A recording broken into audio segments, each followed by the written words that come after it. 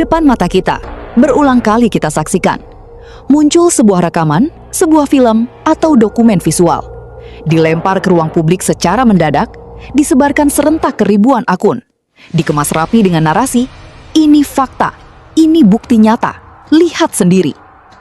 Dan begitu rekaman itu tayang, publik langsung dihantam gelombang kemarahan, kebencian, dan penghakiman serentak. Banyak yang percaya bulat-bulat, tanpa bertanya, tanpa mengecek, tanpa menyadari satu hal besar. Apa yang kita lihat belum tentu kebenaran utuh.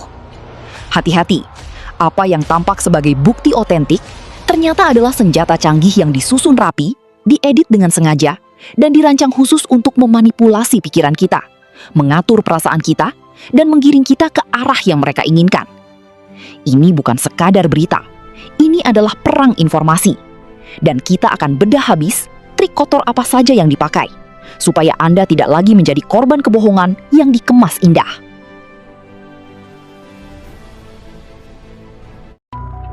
Trik nomor 1 yang paling sering dipakai dan paling ampuh membelokkan kebenaran: pemotongan konteks. Dari berjam-jam rekaman pembicaraan, dari ribuan detik kejadian nyata, mereka cuma ambil 5 hingga 10 menit bagian tertentu saja. Bagian mana yang diambil?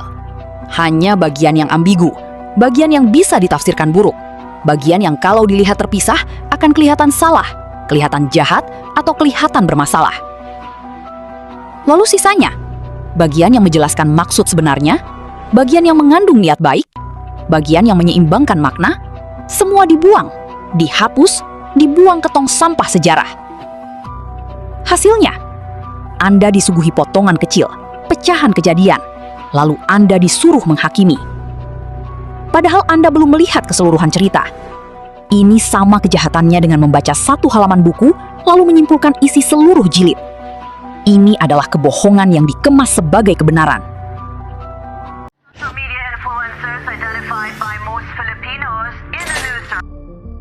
Belum selesai sampai di situ. Setelah dipotong, kebenaran itu kemudian dibingkai dan diatur sesuka hati. Lihat caranya. Judulnya dibuat bernada tuduhan, sampulnya dibuat penuh prasangka. Bahkan sebelum Anda menonton isinya, otak Anda sudah dipasangi filter. Seperti kejahatan terstruktur, ada peran pemerintah di dalamnya. Di dalam tayangan itu disisipkan tulisan dan suara penjelas yang memimpin pikiran Anda. Gambarnya netral, ucapannya biasa saja. Tapi ada narasi yang berbisik. Pemerintah diam, aparat bungkam. Sudah pasti ini ulah mereka. Menggunung, infrastruktur dibangun asal jadi lalu roboh. Ini bukan salah penjajah masa lalu. Ini adalah ulah tangan-tangan serakah hari ini. Hutan dijual, tambang digali sampai perut bumi robek. Laut dikeruk sampai nelayan tenggelam. Rakyat disuruh sabar, rakyat disuruh ikhlas. Sementara kalian berdasi, duduk empuk, kenyang dari penderitaan bangsa sendiri. Jangan teriak nasionalisme jika Anda menelanjangi negeri ini. Jadi jangan tanya siapa penjajahnya. Penjajah itu bukan Belanda. Penjajah itu pengkhianat yang bersembunyi di balik jabatan dan memakan bangsanya sendiri. Ditambah lagi senjata paling mematikan, manipulasi emosi lewat suara.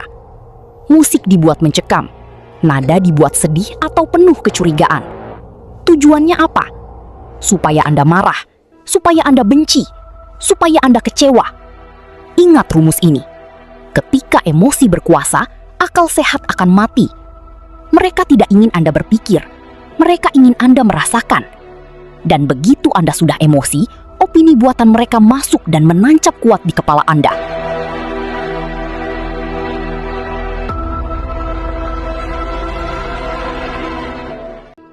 Dan ada satu hal ganjil yang harus Anda pertanyakan sampai mati. Kenapa rekaman-rekaman yang heboh itu jarang dibuka secara bebas dan gratis? Kenapa harus daftar dulu? Kenapa ada pembatasan akses? Kenapa dilarang merekam? Kenapa dilarang menyebarkan ulang? Alasan mereka, hak cipta. Faktanya jelas, mereka takut. Mereka takut kalau rekaman itu dibebaskan, pasti akan ada yang menyandingkan dengan rekaman asli yang utuh. Nanti ketahuan kalau itu dipotong, dan akan terbongkar kalau itu sebenarnya rekayasa. Dengan dikunci dan dikontrol aksesnya, merekalah satu-satunya pemegang kendali narasi. Merekalah satu-satunya pihak yang berhak menjelaskan isi rekaman itu. Ingat pesan ini, ukir di hati Anda. Kebenaran yang murni tidak akan pernah takut disebar seluas-luasnya. Hanya kebohongan yang butuh dikunci dan dijaga ketat. Dan inilah kenyataan pahitnya. Pola kotor ini tidak berhenti di satu kasus saja. Dulu mereka pakai rekaman visual. Sekarang mereka pakai data, pakai berita, pakai isu ekonomi, pakai kebijakan. Metodenya sama persis. Ambil sedikit data, potong konteksnya, hilangkan penjelasannya, bangun emosi publik, lalu serang. Tujuannya tetap satu, menjatuhkan wibawa, memecah persatuan, dan mengganggu kestabilan demi kepentingan segelintir pihak. Jangan lagi kita jadi masyarakat yang gampang dipermainkan. Jangan lagi kita makan apa saja yang disuapkan ke mata dan telinga kita. Setiap kali ada rekaman, ada berita, ada dokumen yang diklaim fakta dan langsung heboh, pertanyakan, apakah ini utuh atau potongan? Pertanyakan, siapa yang membuat dan apa kepentingannya? Pertanyakan, kenapa sisi lain ceritanya tidak ditampilkan?